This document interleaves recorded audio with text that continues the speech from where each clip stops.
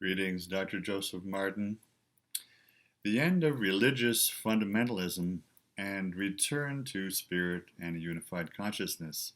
And that's the goal, is to present this for individuals like ourselves who want to find a unity within ourselves and become the models for the whole world. And I know you are and will be.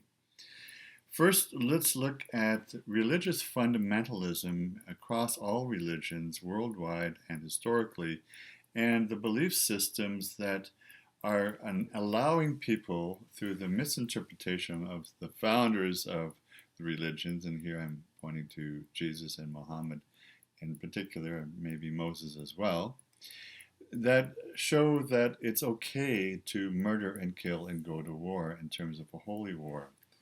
Now, in the history of humanity, we could go back to Neanderthals. Of course, there's been warring tribes there, and the African kingdoms as well, and even the First Nations, indigenous peoples globally, tens of thousands of years ago, and even more recently, have been warring.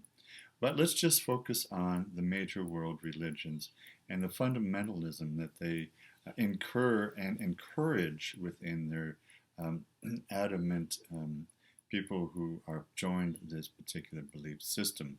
Remember, it's just a belief system. It's not necessarily true, because belief, the definition of belief, is something that you have no knowledge personally about, but yet you just throw out a kind of a hope and a wish and a prayer that it is true, but it is not necessarily true.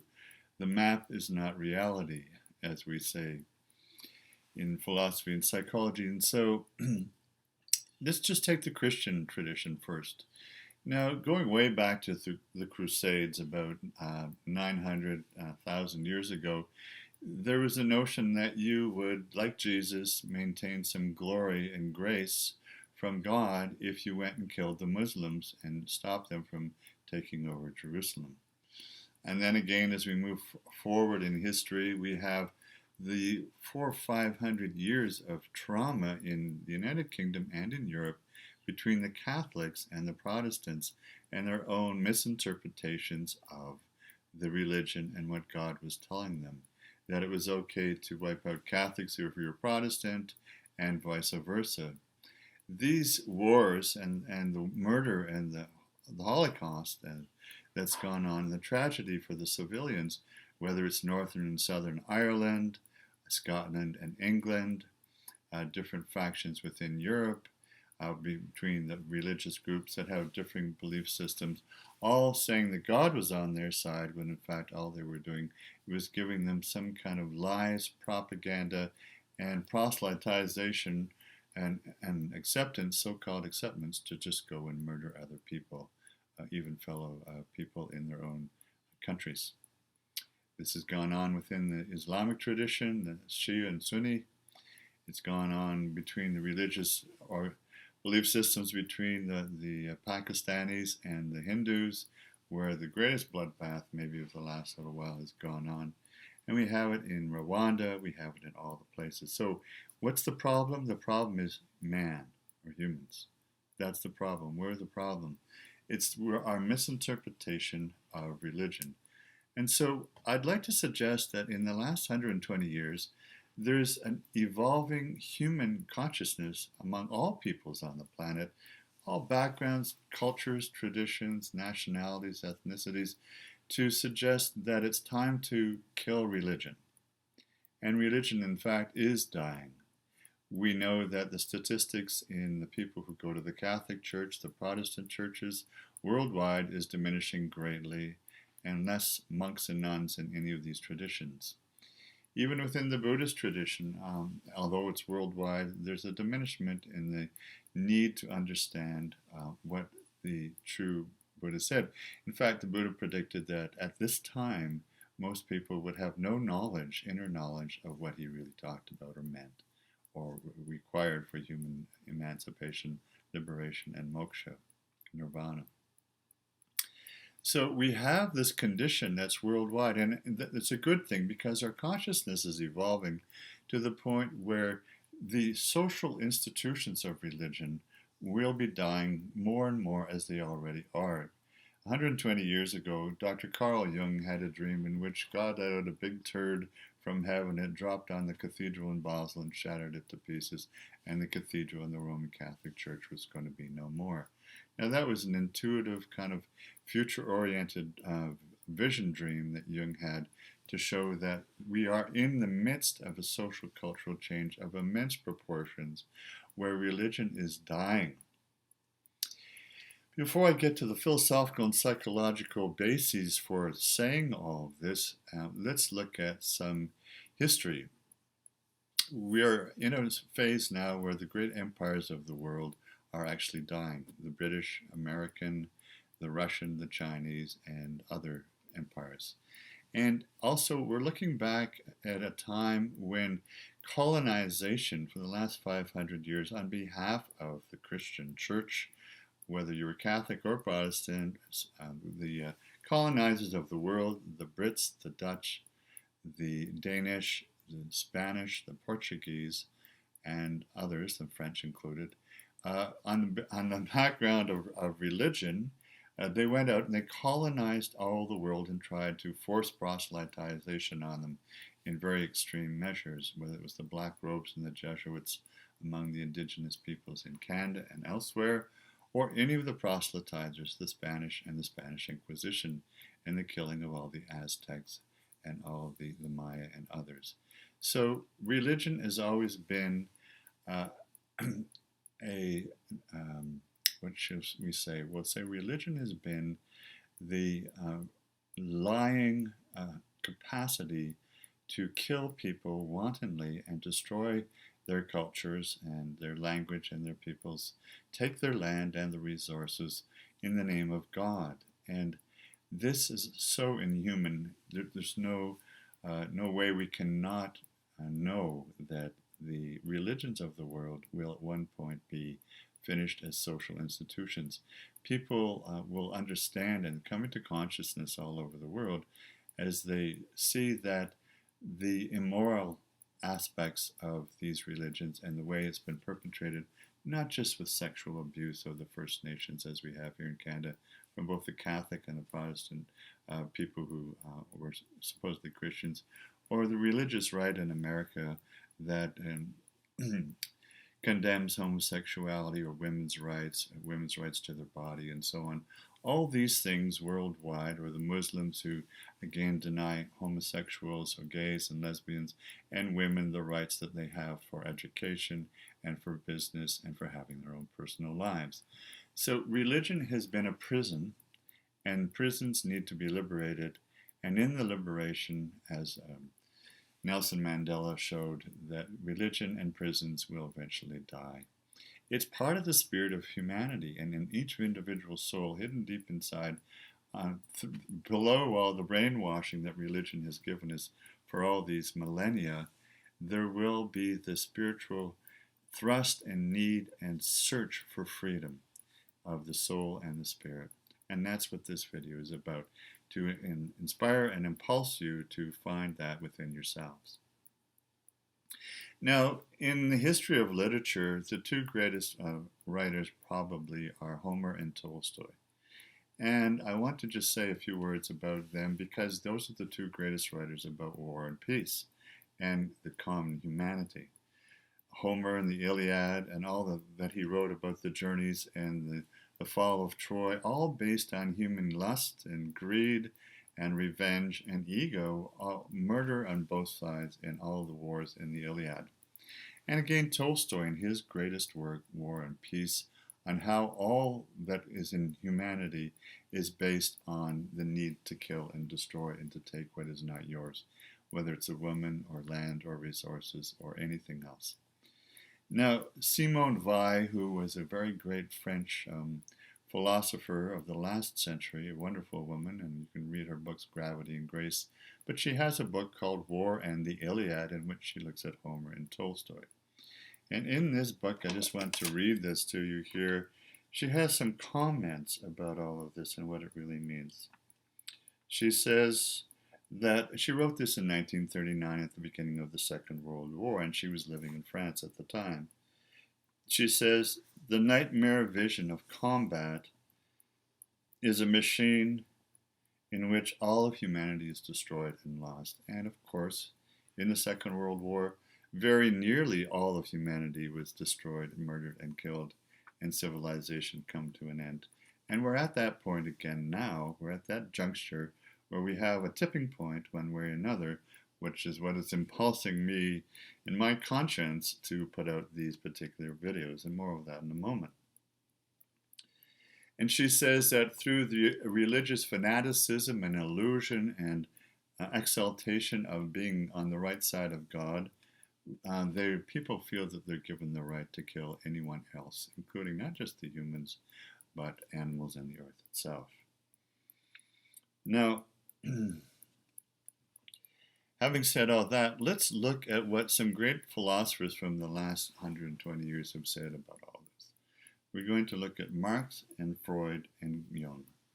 Now, Karl Marx, whatever you may think about him and his ideas, which are actually based on the Gospel of John and the New Testament, which is what he did his PhD thesis on at the University of Berlin, he took Jesus' words on the Beatitudes and tried to show what the true nature of spirituality would be, and against collective religion, which is really, in a way, a forceful power trip by people in charge who want money, prestige, status, and whatever else it is they're looking for, as a sublimation or a rationalization for the lack of a deep inner spiritual truth. And Marx said that religion is the opiate of the people. It puts them to sleep in a way. It dulls their senses and their critical thinking, and it makes them part of a collective, and it is a brainwashing. Whether the religion is Catholicism or Seventh-day Adventism or Mormonism or any other religion, all of which I've had clients who needed to be deconditioned and de-enculturated from, one needs to know that religion is a secondary illusion based on the fear of death and fear of God. It's not based on love. And in fact, it's got so much immorality and power tripping in it that one could say that the only true Christian was Jesus. And since then, it's just been political, social organizations and institutions that have confabulated people's minds and taken and stolen their hearts and their money. Now, Karl Marx was one, but there's another, Sigmund Freud, another Jewish gentleman who wrote, as you know, many things, including the whole theory of psychoanalysis, in which he says that religion is an illusion. And if we continue in this illusion, the future is going to be an illusion for all of humanity. He was the first to point out the dark side of humanity, which is aggression, the need to kill and murder, the need for sexual lust, and also the need to take and destroy from everything that one can see around one. So whatever you may think of Freud, and I have studied him extensively, one can say that he clearly understood the deeper, darker side of human nature, and we need to take this seriously so that we can transform ourselves individually and really be on a true spiritual path. Now, Carl Jung was the one you have heard some of my videos perhaps on the shadow that I've done, and that's quite an important aspect of human nature, the deep dark side of ourselves, and how to deal with that purposefully and transform it into something in a higher consciousness. The issue that's prevalent today and these days and months and years is jihadism in the world. And I've done a previous video, and my next one will be on that, and why and how boys and women around the world are brought into it. But in this context, we want to say that, again, using religious fundamentalist practices or belief systems, totally misinterpreting the founder of Islam in their own way to seek glory in a narcissistic, egotistical, psychopathic way, with some kind of lack of complete shame and remorse and guilt, again feeling that God is on their side, and they're sensing that there's a need to kill every non-Muslim in the world who will not become a Muslim, but a Muslim in their own eyes, not in the eyes of the tradition that we've had for since the 700s. So in this case, it's quite a serious issue how religion and its belief systems of fanaticism and the capacity to murder all in the name of God have led us to this place where we are now on the brink of a third world war and a catastrophe that can come very soon. I feel very much like all those people writing in 1914 or 1939 who were saying certain things about what was to happen, and sometimes people believed them and sometimes didn't. But I think it's clear if you're aware of the media and what's going on in the planet today that there is something impending, and perhaps we can turn around only through our own means. For Freud also believed, as Jung did and many other philosophers, that the only way humanity will change its need for aggression and killing and murder and bloodlust if they can see a mentor, a spiritual person who has overcome all this inner turmoil and darkness and chaos in their mind and their heart and their body, and given over their will to some higher unit of consciousness of sisterhood and brotherhood. And there have been many great models, and you know many of them: Jesus, Buddha, Lao Tzu, Muhammad himself, peace be upon him, and Zoroaster, and many of the Sikhs, and the Sufis, and Guru Nanak, and of course Nelson Mandela and Martin Luther King Jr. So we have these mentors, these models, Gandhi himself and Tolstoy, who show us the way. It is possible for one human being to do this, to find some peace and some higher consciousness. And I would also point out Vivekananda and Yogananda and Shankaracharya and many of the others that I've given you videos on, including Rumi and Shamsi Tabriz, Dendrea, and Rabia, the great female Muslim Sufi mystic. Worth a listen and a watch. Now, these narcissistic people, the jihadists of the world, and I'm not just pointing out the Muslim ones like the Al-Qaeda, the Taliban, and now more recently ISIS, which is being a terror worldwide and concerning everyone on the planet, including all the military and political leaders of every country in the world. These narcissistic, destructive, hell-bent individuals who have this religious belief system that is so fanatical, all based on killing everyone who doesn't believe in what they believe. And this forced proselytization is so extreme that they will behead and stab and kill and rape anyone who doesn't immediately believe them when they fall upon them wherever they happen to go in their jihadist war. So the extremity of this suggests that we need some answers, and we need to do it individually, because collective mass mentality never is the way to higher consciousness. It's always done one person at a time within your own heart, your own mind, purifying your mind, expanding and connecting to the unified consciousness of the cosmos, in fact, and one might call it the Buddha consciousness, Krishna consciousness, the Christ consciousness, Muhammad consciousness, and then embodying that, embedding it, doing the psychological shadow work, which has been my joy as a clinician, psychologist, and social cultural anthropologist throughout my life, to encourage and inspire people to do all their inner shadow work and become all they can be in the light of their heart and the purity of their mind, and the greatness and the selflessness of their actions in the world with all others, including all our relations and the animals. This capacity to have this transformational personal psychological work done is there for every one of us. You can do it on your own. It's a deep spiritual work that needs to be done every day. It's a spiritual, mental, emotional, and physiological work. Yoga is a great way to do this. Kundalini Kriya Yoga, which we have some videos on. Also the philosophy, and it's not a religion, the philosophy of Advaita Vedanta, which is the culmination of all the spiritual wisdom of the Hindu tradition, and perhaps all other traditions, suggests how to do and use the techniques of purifying the mind, the heart, the body, and the willpower. How important is this for us to do it? It's essential. If we don't do it, what will happen? There will be a third world war, and perhaps an all-out holocaust on the planet where everyone will be lost. And it only takes a few people to take this sincerely and do the inner work every day.